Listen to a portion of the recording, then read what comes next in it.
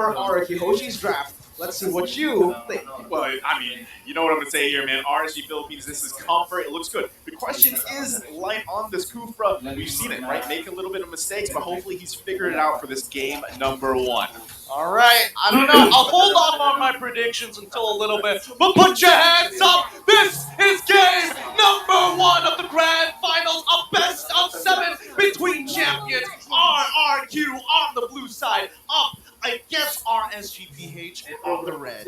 It's going to be really interesting to see how they played. They played a little bit too objectively yesterday, and now they've got a match against RRQ. Well, we're going to take a look at it right as we enter the land of dawn. Ladies and gentlemen, RRQ HOSHI and RSG Philippines. Finn, you can already see the aggression, and he wants to put it. He flickers forward. He does not get it. A risky play here at the start of it all. As RSG try to look for the punish, they will be able to lock him down, and that's first blood taken over to Light. Nicely done here. Oh, no. Wait, no, it's fine. It's totally fine. Albert was still able to get the Litho Wanderer. Even though they did give first blood, it is going to be all right. Okay, that was maybe a little bit too risk, but I guess it is game 1, right? So this is kind of what we expect from RRQ. That's what I was talking about before we jumped back into this game, was RSG Philippines are used to playing that objective kind of slower pace, right? Meanwhile, RRQ really just going at it here, and that's kind of what they have to adapt to for the game. Yeah, I think they need the breathing room, right? RSGPH, this is a good confidence booster, but the game isn't over just yet. The lanes are going to generally be fine, but I think mid lane control is going to be extremely important for RRQ HOSHI here, right? They're keeping their eyes on Aqua. Oh, Albert already very aggressive here. I mean, RRQ in general, sure, they have actually given up the kill. It's 1-0, but they're still holding on to that gold lead currently. Well, even though it's really small, this is going to be huge for the upcoming turtle fight. But Kai off top, Phantom Execution already looking for the kill, forces that flicker out. Breathers, I mean, it's good. RRQ are just making sure that they can kind of control that tempo, make sure they don't fall for these obvious moves from RSG. This is the default play, but now this is where everything is going to happen.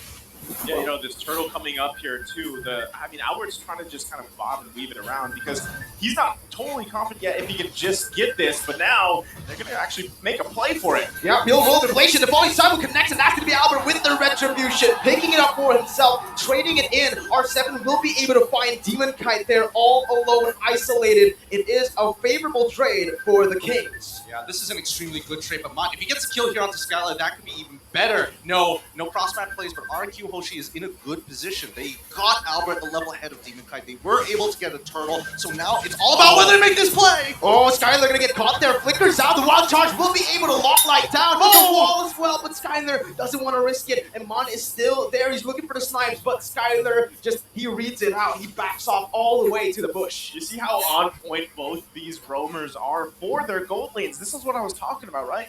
I mean, it's very similar kind of strengths in terms of their own playstyles, but it does work out for them. It's going to come down to those minute differences, even in this top lane. So as we see this kind of develop through the game here, it will come down to those early objectives. They don't want to give those away. Demon Kite running this Lancelot, he should have a little bit of an easier time on the turtles, but we already saw from the previous one, just RQ's confidence in grabbing that space around those objectives.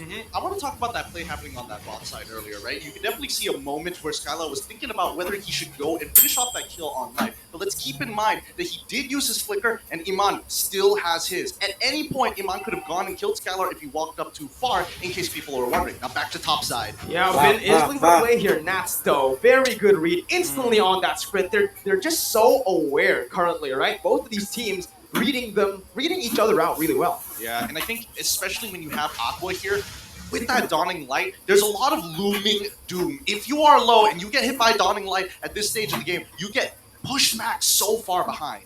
And I feel like Aqua is just one of those, out of all the members of RSG Philippines, I'd say Aqua is one of the most low-key, right? Because a lot of people don't pay attention. Wait, what? Light? He just got caught off camera there, and RRQ will have pressure for this turtle. They're looking for an RSG. I don't think it's going to be a wise move for them to go for it. And yes, Demon Kite uses that Phantom Execution. Finn, just to add salt to the wound there, he goes on and walls it off, but the turtle secured for RRQ. Unfortunate for RSG. But RRQ don't get too much off of this, right? They get the turtle, yes, they get a little bit of EXP, but now they need to converge it here down on bot side. Iman trying to maneuver himself out of here. He goes in for the Western, but he's going to be pinned down by Albert. Clay picks up the kill, and they will be able to just shut him down in this gold lane. That's what you need. Yeah, that's how you answer a Beatrix, right? You just go focus on the lane. And also, I mean, this is the power of also having that Grok available to you, because you can just make choke points yourself with that Guardian's Barrier. Absolutely, and especially since Iman, he failed this flicker, immediate punish coming in from RRQ. Every single time I see RRQ play against RSG, they make sure they ask that question to RSG. They demand perfection out of them. They cannot make these mistakes. But the score is close, 3-2. Bottom side play has already gone through, and more importantly, coming back to the topic on Aqua, I think Xavier is perfect on him. He's a low-key player who takes his time but makes an impact when it counts. It's something that if RRQ Hoshi just forgets or lets through, Aqua can come in huge. Yeah, I think if you're talking about that too, you know, later portion of the game, you have the dawning light, but hold on, they set up. Yeah, and that's gonna be Vin just taking it down. They're looking for the whoa, they're looking for it. The damage will be there. I did not expect him to be able to burst Iman down with one real world manipulation, but he has one kill, and he's just a level ahead of Aqua, so you can see where this damage is coming from. This is, I mean, I wasn't expecting that kind of damage already coming out from this Eve 6 minutes into the game. I mean, he just got deleted, so now we can already see Iman just struggling already at this point of the game. Now, RSG Philippines has to respond. They could be looking for a play up top. I don't know about this play, man. He goes in for the Phantom Execution. R7 with the flinker almost just outplays him. He's looking for the play onto Natir, and the Dawning Light will not. Oh! That pure class prediction by Aqua. Magic Pew Pew, TM from Leo. That is the play right there. The cross-map play they have to watch out for. Again, if Aqua is low-key enough, able to pick up kills here, that will be able to help him scale later into the game, because like I was going to say, Aqua low-key, but late game, he's not going to be low-key anymore, especially with that low cooldown ultimate.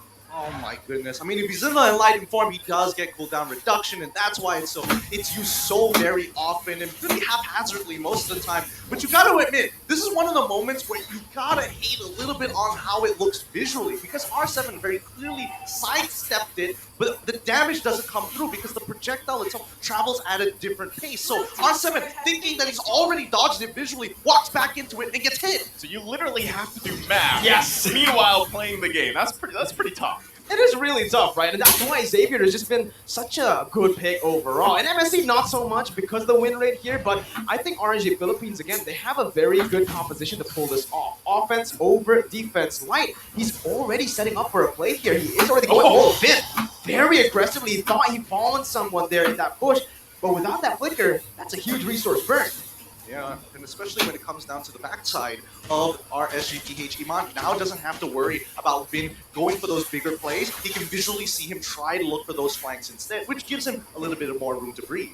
Speaking of low-key, right, we notice Skylar, right? He hasn't really had to do much. He does have that one assist here, but this is the best case scenario for any marksman players, right? He's on this clip, doesn't have to worry about too much, and later on, he will be pumping out the damage as they transition to the later portion of the game. And right now, if you compare the two gold laners, Emlon having a much harder time. Yeah, I think some really good decisions here from RRQ. They're focusing on these outer turns to get some early gold. They're 2.4k ahead. A lot of it is coming down from Skylar, just chunking down these turrets. If he was on Beatrix, he'd be doing it even faster and more safely. But with Clint, there's a little bit of risk involved. So that's why he's calling for Albert, calling for Vin to kind of open up that area for him so he can safely do it. And RSG aren't able to punish. And what I like about Skylar here is that he actually opted for the Killing Spree emblem, right? On Clint, yes, that's usually what you go for, but there is an option to go for Weapon Mastery too, honestly. If you just want to do glass cannon plays, if you want to go and stay behind, I feel like Weapon Mastery can work better. But again, with this Killing Spree, what that allows him to do is just stay aggressive and keep on pumping the damage even when he's off position.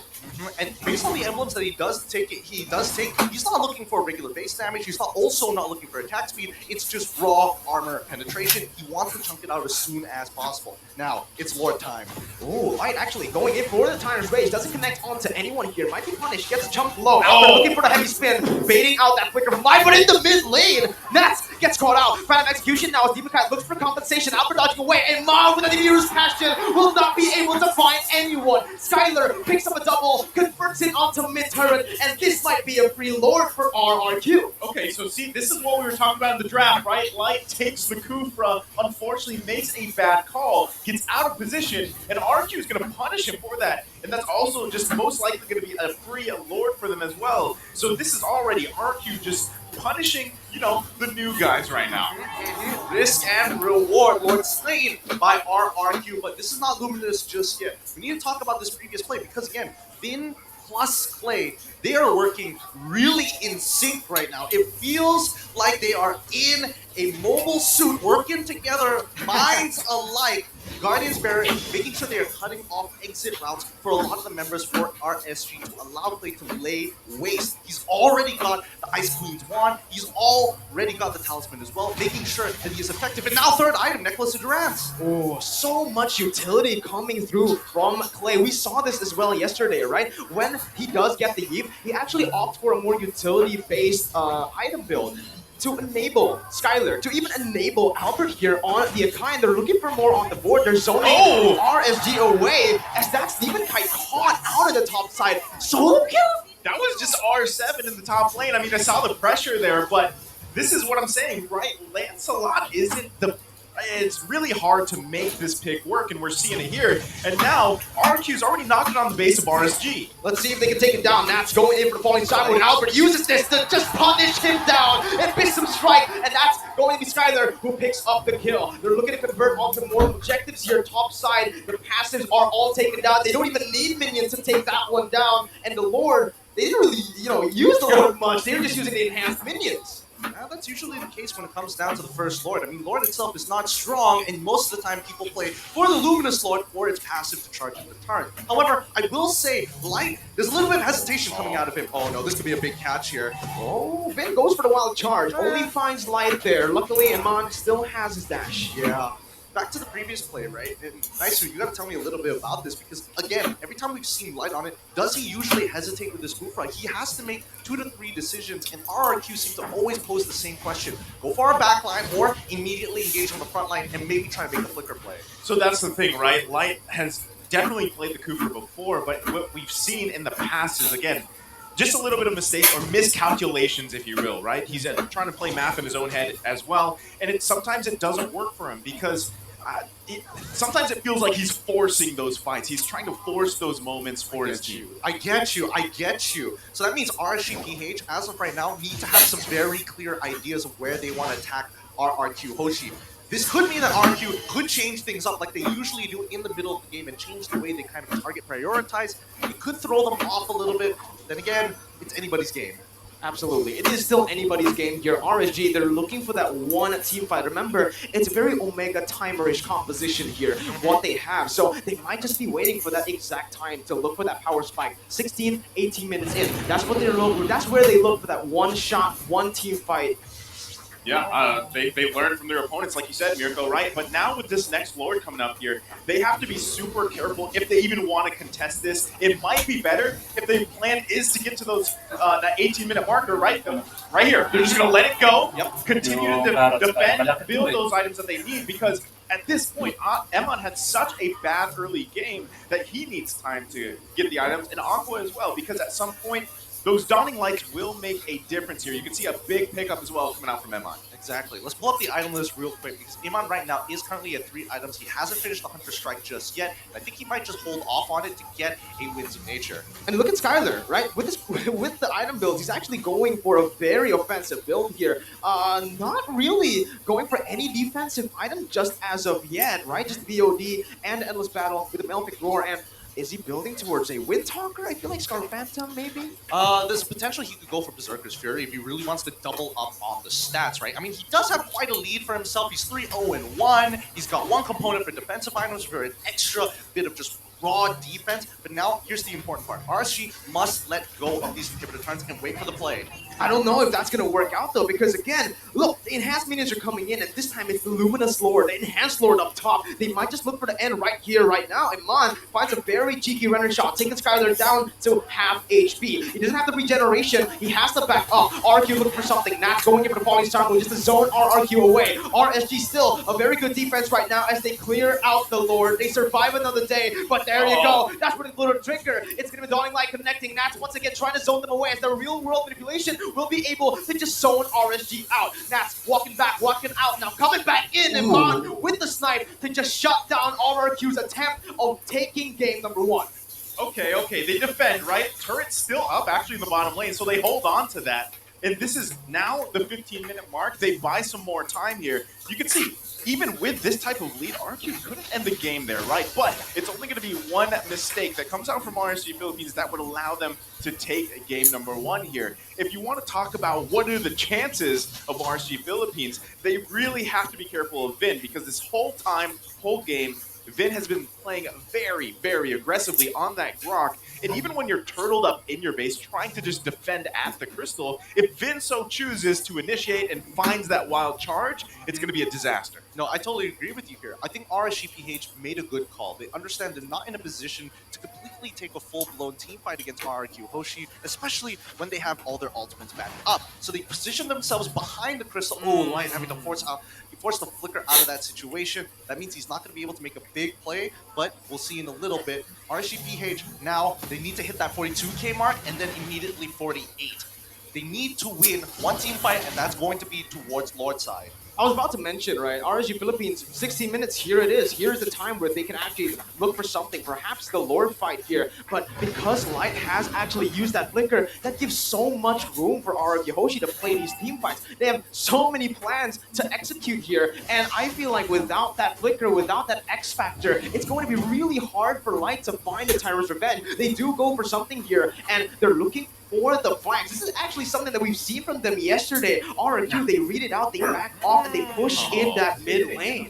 I mean, look at R7. He's already got priority down on bot side. Somebody has to respond to it, and Aqua won't be there for this fight. Yeah, it's going to be Ven actually zoning them out. Lord taken down to half HP. Nats just chaining that Falling Star Moon, looking for something, but it is just going to be the crisp, clean zone from RRQ. They control the objective, they take it for free, and RSG once again are forced in their base. Yeah, we saw that, right?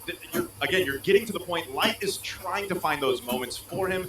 Emon was following him around, but also they knew Aqua's in the base trying to clear those minions, right? Someone has to defend, but at the same time, at this point, the 17-minute mark, a powered up, a beefed up Lord is going to be marching into the base. Now you have a lot more to handle in this kind of defense, because at the same time, again, Vin will be the deciding factor here. If he can find that setup here, this is going to be a tough one for RSG Philippines to defend. Well, let's keep in mind that Light, his Flicker is going to be back up. By the time the Lord actually makes it in towards our base, Light should have about, I don't know, 6 to 7 seconds left on that cooldown. This could be their moment to actually turn things around. Enhanced Lord in the mid lane. RRQ marching here as they're looking for something. Dawning Light to defend as that real world manipulation comes in. And Mon gets chain CC'd, forced to flicker out. Nat's in the back line trying to deal the damage. Skylar will be able to flicker out, but Nat finds him in that back line. It's going to be Albert trying to summon them away, looking for the defense. Clay onto the base. He's just hitting on it. The base hasn't fallen. R7 loses his immortality. And RSG, they punish this. R7 taken down. A 2-for-1. And RSG come out on top. Demon Kite will choose to back off.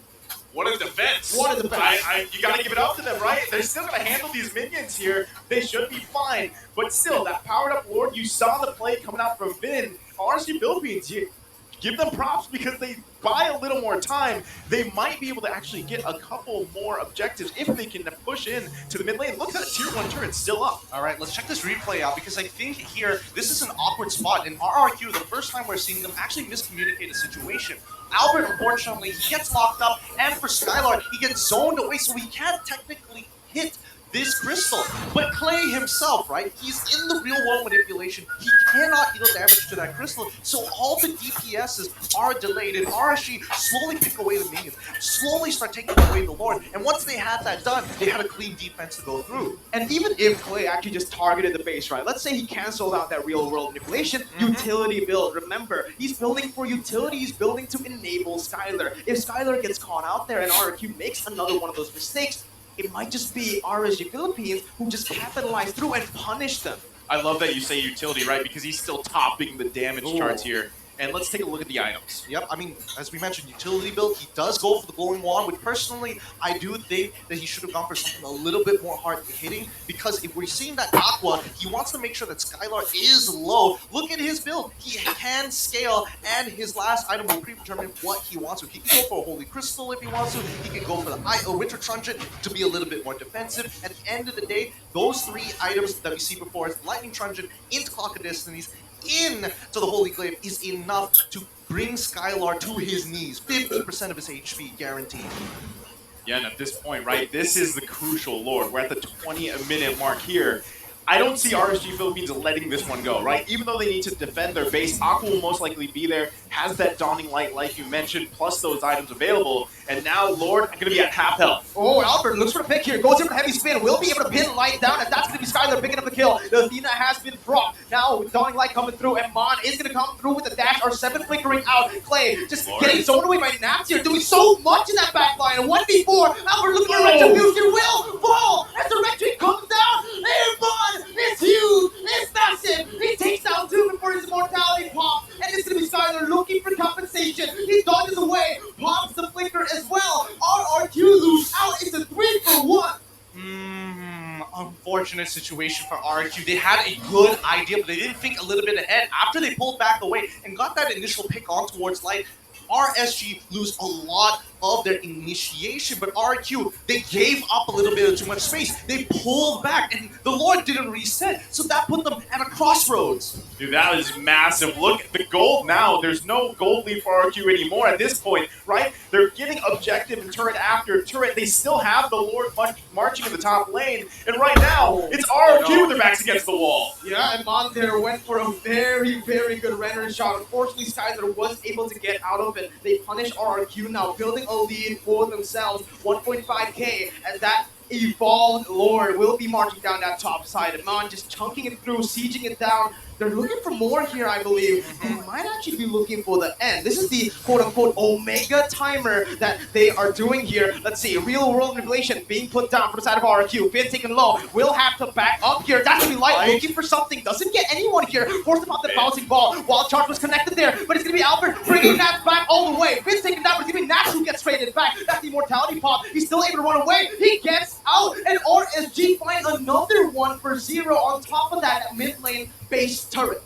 Great play around that immortality that they had too, right? Again, this is Albert now trying to be forced to make plays for the team. You can already see Emon feeling much better. He's now got 4 kills, and they're feeling confident with Aqua as well. Totally, and even Skylar, he's changing things up. He's got a Demon Hunter sword this time to make sure he's taking out these tanks a little bit faster. Light initially was out of position after failing to engage. He had the flicker, but again, no right opportunity. Here we go! Albert pops that heavy spin, taken down instantaneously. That's going to be everyone looking for the base, but RSG gets zoned out by the real-world manipulation, and Mon has the Wesker out. He's looking for something here as Light pops in the Tyrant's Rage. Will be able to get the Tyrant's Event. He flickers out of there, and he gets the trade. That's our 7 trade for no one as the Dawning Light comes through and takes up the kill. Killing spree for Aqua. He is massive here, but RRQ are able to fend off once more. Finding the ego challenge coming out of there from a Light. He didn't need to go for this engage. He had no reason to actually jump into R7, especially since they couldn't really converge it. A couple of their members were coming back up, especially Vid coming back up from the respawn. I think RSG at this point, they need to reset, go back to square one because the next Lord is up in 15 seconds. Emon better be careful here, right? Because this is not where you want to make a mistake. Especially like you guys said, they needed to reset. Lord's going to be up here in about 5 seconds. And at this point, right, it's still anyone's game because this team fight will really depend on who takes this one, right? And they've already picked up those immortalities. Now, R7 isn't up yet, so they have the numbers advantage. Let's see if RRQ contests this. I don't think they can here. Look at the Dawning Light there. He's able to take play off here. As that's going to be Vin opening up the map. Going to get punished there as he looks for an opening, but will not be able to find it. RSG can turn the tides of the match instantly with that one team fight. That's another Evolve Lord Naisu. Yeah, that's Flippy Toppy, like we mentioned in the draft, right? They've learned things from their opponents, and that's what they're doing here. Now the tables have turned, and RSG Philippines will be the ones marching into the base of RRQ. Notice the one item that everybody must have at some point in this game, it's immortality. Everybody is building up that goal to switch it out. I don't think, considering the number of deaths that we've had so far and the amount of time that has passed, both sides are going to be really digging deep for the economy. Even Demon Kite, he's doubling down on damage. He's not even going for the Tenacity Potion here. And what are we seeing there? What are we seeing there? Oh, a big roar coming from Skylar once again.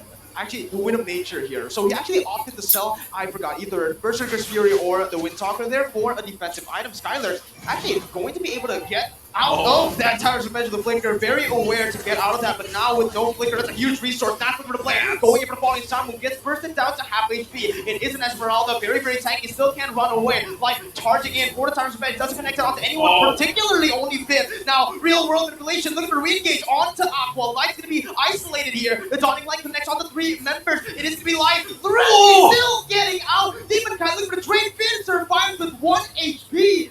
Oh my goodness, RRQ, they defend and RSG are forced to back up again. They do win the trade though. This is crazy, right? This is now, I mean, both bases exposed here, but what team has the power to actually push one in and get that crystal? Because this is what we've seen from both teams, right? Just defending out of their minds. Albert finding plays to, especially to punish Light, and it's working out so well. Another immortality going to be picked up. Wow, that's, I mean, this is quite the stalemate between both sides, right? 25 minutes into the game, already for game number 1. We are not seeing anybody kind of crumbling under the pressure. RSGPH, this was their plan all along, and especially with how the early game to mid-game went, this is what they had to double down onto. Now that they're online, they can really start taking control of the tempo, and that's what they've been doing all game against RRQ. You can see this Finn already playing it aggressively once again, trying to open up for his team. But at this point, right, I feel like Iman can burst him down with just one Wesker ultimate and shot. No, not a few shots, but you get what I mean here. Finn isn't as tanky as he was when they had the lead.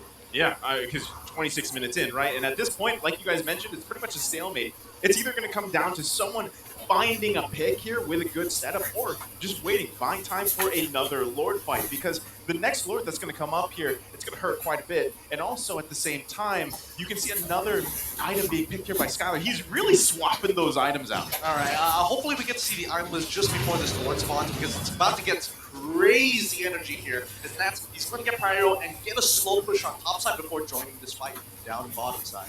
RRQ are trying to push the pace here. The Dawning Light and that Renner just keeps on poking RRQ down. This is going to be such a big problem, and I don't know how they're going to find a solution for it. How are they going to, answer this? Right now, it's just the regeneration coming in that's really saving the day, but when the Dawning Light keeps on coming like that, it's just really frustrating if you're RRQ. RSG have their number right now. And even the die route, R7 is forced to stay up top. They're just instantly going at it, committing onto this Lord. It's already taken down to a quarter of its health as Nats does his thing. He just zones away all the members. Dawning Light once again connecting on the 3. Albert looking for the steal right now. Finn jumps in with that wall charge. Demon Kite gets it. RSG, they collapse once more. Albert caught low there with the winner's run, just able to run away. Demon Kite gonna get taken low, but Imran finds it, just gets it there. The Dawning Light finds it. Imran with the triple kill onto Skylar. He's showing revenge. He dodges away from Clay, and Clay cannot defend alone. This Ang ina, is mag-isa lang yan. huge.